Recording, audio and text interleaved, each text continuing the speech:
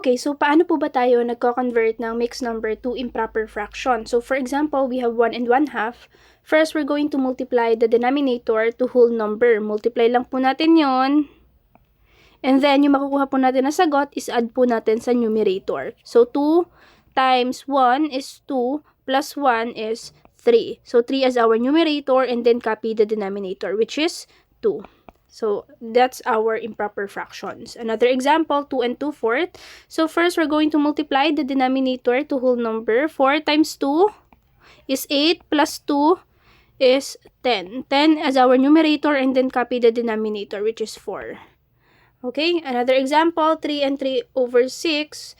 So, first, we're going to multiply the denominator to whole number. So, times lang po natin. 6 times 3 is 18, plus 3 is 21. 21 as our numerator, and then copy the denominator, which is 6. So, that's how we do improper fractions. Okay, so paano naman po tayo nagko-convert ng improper fraction to mixed number? So, for example, we have 17/5. So, first, we're going to divide lang po natin. Ilang 5 po meron sa 17? Diba po, 3? So, 3 as our whole number. And then, as you can see, meron pa po tayong remainder. Yung remainder po na yon, lagay po natin siya sa numerator and then copy the denominator. So, in this case, ilan po yung remainder po natin? Tama, 2. And then, copy lang po natin yung denominator, which is 5. So, that's how we convert improper fraction to mixed number.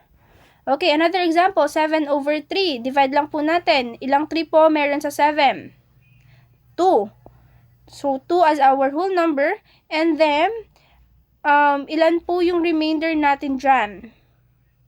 Yung remainder po na yon, ilagay po natin siya sa numerator, which is 1. And then, copy the denominator, which is 3.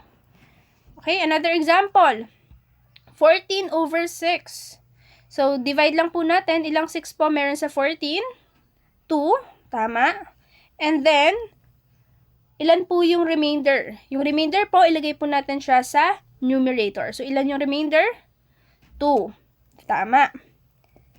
And then, copy the denominator, which is 6. So, that's how we convert improper fraction to mixed number.